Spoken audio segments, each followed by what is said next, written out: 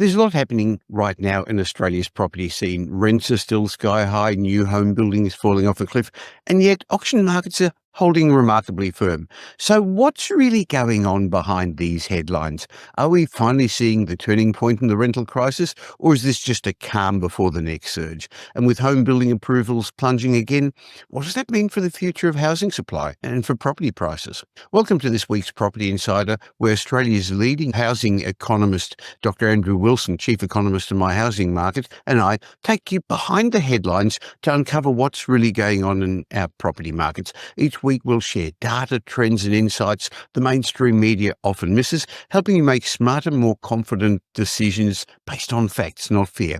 Now stick around, because today Dr. Andrew Wilson's going to help us make sense of all this data. We'll explore the trends from what they mean to you as an investor, a homeowner, or just somebody interested in our property markets and where they're heading.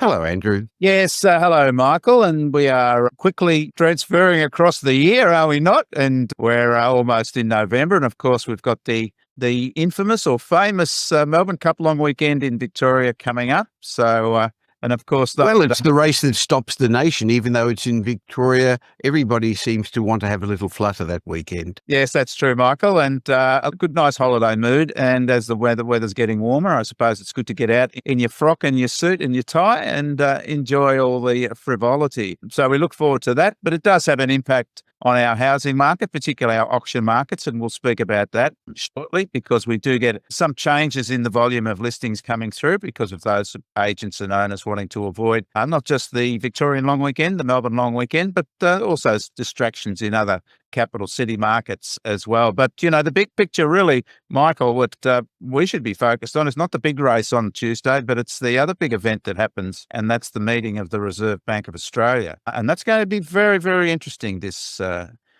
week, this month, the November meeting, because a little bit betwixt and between, I think, the Reserve Bank in terms of what their decision will be. Some criticisms now are being directed at the Reserve Bank in terms of their forecasts, particularly for inflation. So anyway, it'll be an interesting decision, and we'll look forward to discussing that when it occurs next week, if you can drag yourself away from the Melbourne Cup, Michael. But no, well, of course. By the time many people watch this particular episode of Property Insiders, the Reserve Bank will know, as the rest of us will know, what's happened to the latest inflation figures. And that's one of the big factors that's going to affect their decision.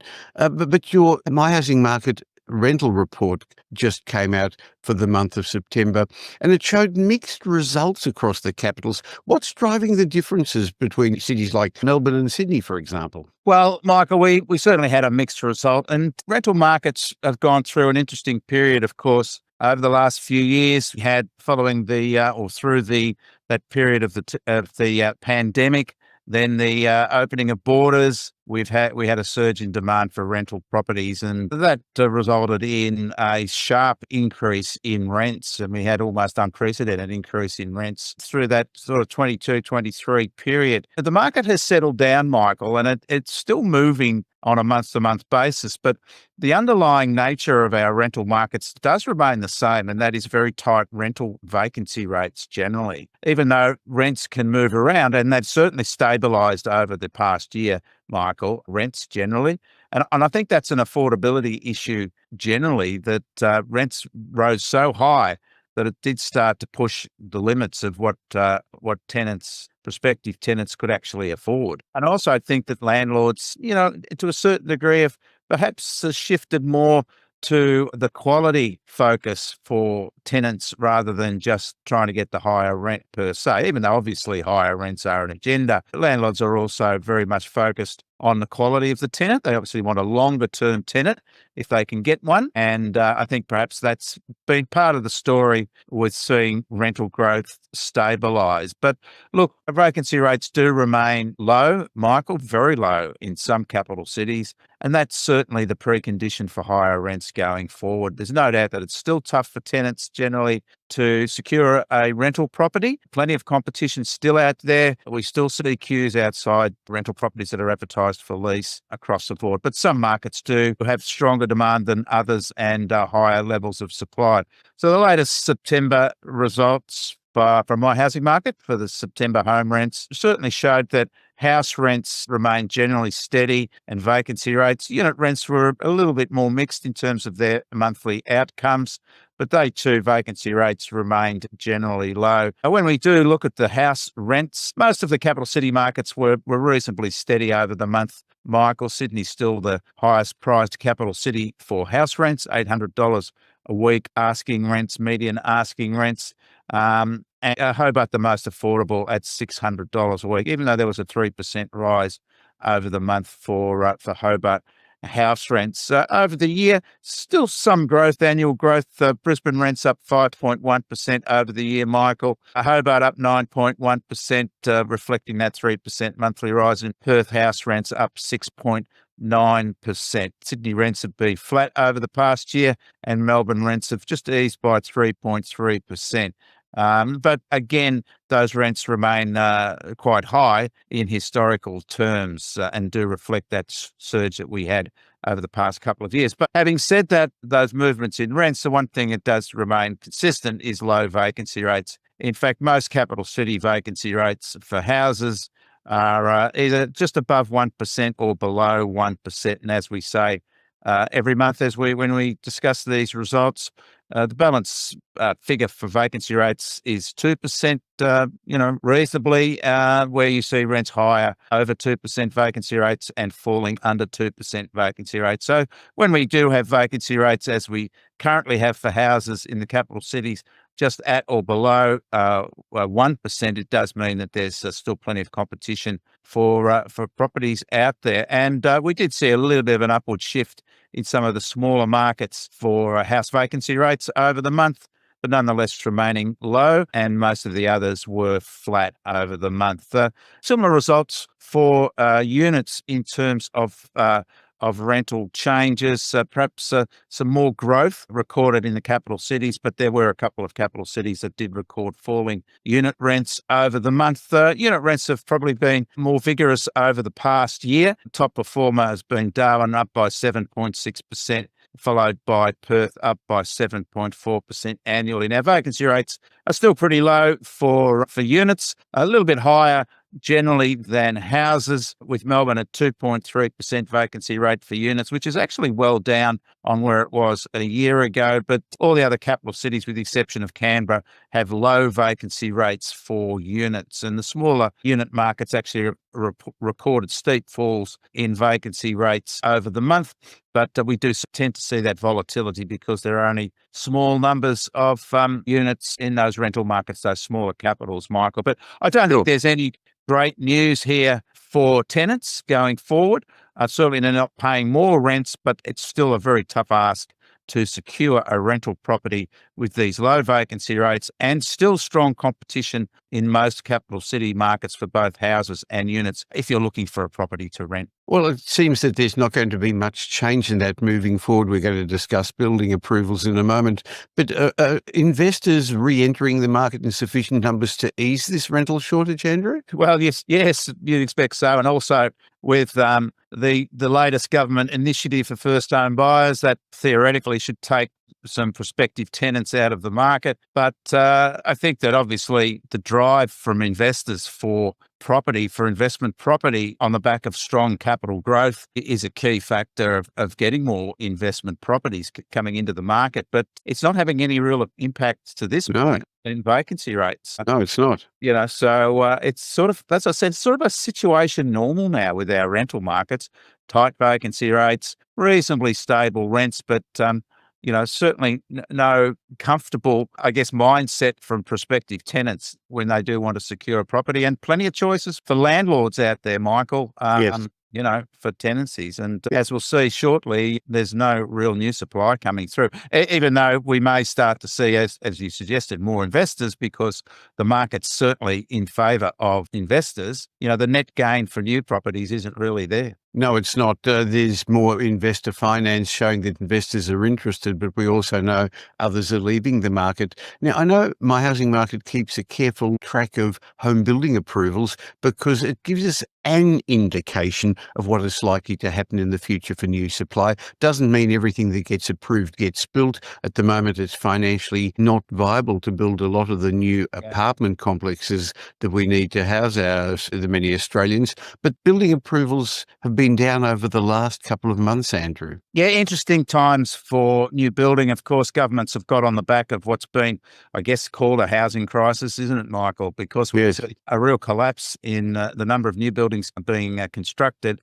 We're not alone here. This is something that's affected other advanced countries. Similar sorts of reasons: red tape, green tape, planning restrictions. And what it's meant is that really advanced economies are struggling to house their populace. And of course, this has political consequences. And governments have acted to try to offset, obviously, the political consequences of discontented constituents. But there's not really a lot the national government can do. I mean, it's made a few, shall we say, heroic predictions of where new dwellings will move in the next 5 years. They're not going to be met. State governments can be a little bit more proactive because the Constitution tells us that that state governments are in charge of land planning. And then we've seen that, Michael. We've seen some certainly strong activity coming out of Victoria and New South Wales as a result of changes to planning the laws in those particular states. And of course, that focuses on Sydney and Melbourne. And what we have seen this year, a surge, particularly in higher density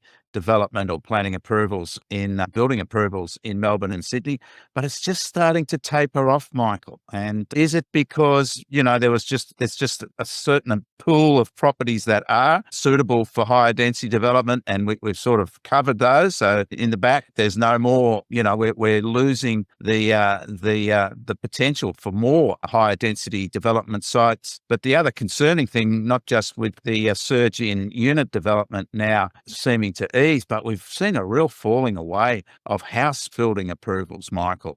And maybe that's something, a little bit to do with, as you mentioned, the higher price of building that's really not showing any significant consistency in terms of falling house building costs. And that might be now having an impact on the building approvals for houses. So houses falling and also units. And the big picture in terms of the monthly trends is that we've seen consecutive months now where home building approvals have fallen. They were down by 4.7% over August, following a 9.5% July fall. Again, it was those volatile units that tend to bounce around from month to month.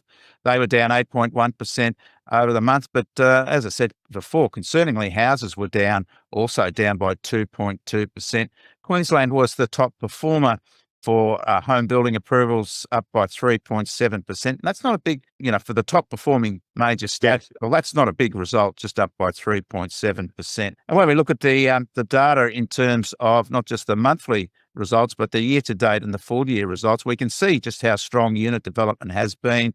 Units so far this year up by 37.5%, the number of units approved for building, compared to the same period last year. So that's a big jump. And of course, over the full year, units up 27.6% over the year to August versus the same period the year before. Houses up just 2.4% now over the year to date. And the total is now falling up by 14.3%. So even though those numbers are good in terms of the year-on-year comparisons, they are now starting to fall, Michael. And the other thing is, when we were just talking about the rental market, the surge in unit approvals is not going to become, if they do ever become completions, and with, as you mentioned, high building costs, there's a question mark whether these building approvals will become completions. And if they do, it will take some time, and we're talking years here before that actually occurs. So when we look at the trends for national home building approvals, the trend is now starting to fall, still above where we were a year ago in terms of the monthly results, but that trend is now starting to decline. And when we look at the units versus houses certainly the trend declining there, the national trend for house building approvals, and just flattening out now the trend for units. When we look at the breakdown for the capital city, Michael, Sydney's now overtaken Melbourne for the first time in a while in terms of unit building approvals over the month. Melbourne clearly still leads total home building approvals monthly, but as I said, the Sydney's now overtaken Melbourne in terms of the number of building approvals. But what's interesting is when we look at the year-to-date comparisons from the capital cities for each of houses, units and total, Michael, we can see the big rise in all capital city markets in terms of the number of units approved for building over the first 8 months of this year compared to the same period last year. And of course, that's, as I said, initiatives by state governments motivated to improve supply have increased a higher density, particularly higher density development. But as the latest data is showing us, that's just starting to wane a little bit now.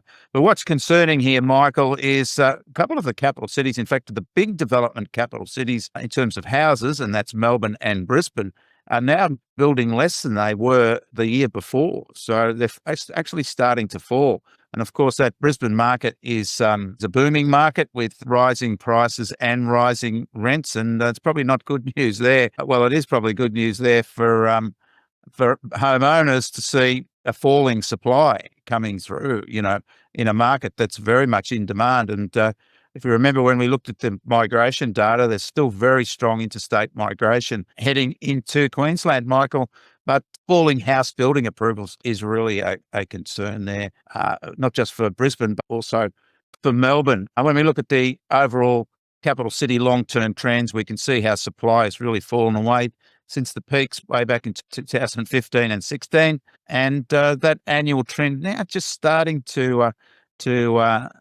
ease after some growth over the past year, and still down by 27.9% versus the peak period a decade ago. And when we divide that into houses and units, Michael, we can see the unit trends really being the part of the market, the housing market, that has, in terms of supply, that has fallen away, down still by 44.6%.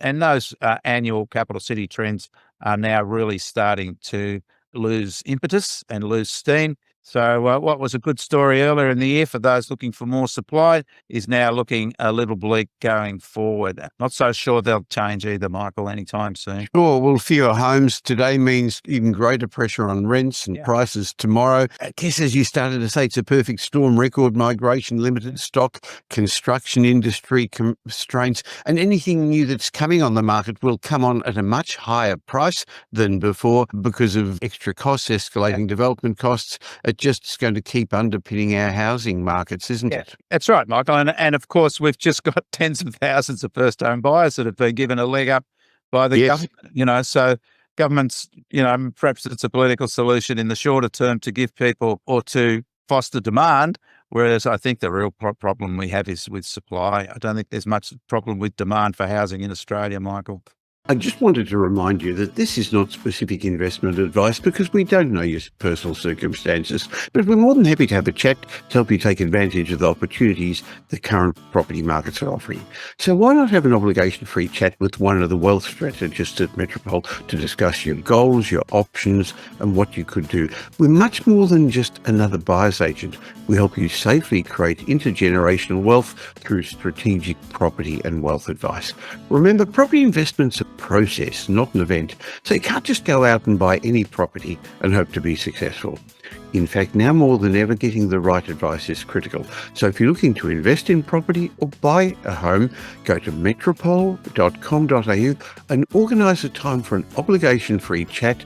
You're going to find that at Metropole we're big enough to tip the scales in your favour, but still small enough to care. And since we don't have any properties to sell, our advice is independent and unbiased. Well, with the national religious holiday coming up this weekend, Cup Day, it was a bit of a super Saturday for auctions. Lots more auctions listed for sale because it's going to be a bit quieter next weekend. Despite that, auction clearance rates remained reasonably strong, Andrew. Yeah, well, it was the biggest day of the year for auctions, Michael. When we aggregate that, it's the biggest week for the numbers of properties that go under the hammer over the year. Of course, the pre-Easter Saturday is also, or the week before Easter is also a very big week, but this is the week where we have the most properties that are offered for sale by auction, particularly in the Melbourne market, Michael. So, of course, the law of supply and demand says if you've got more properties up there, typically it should mean a lower clearance rate because there are more choices for buyers and more competition amongst sellers.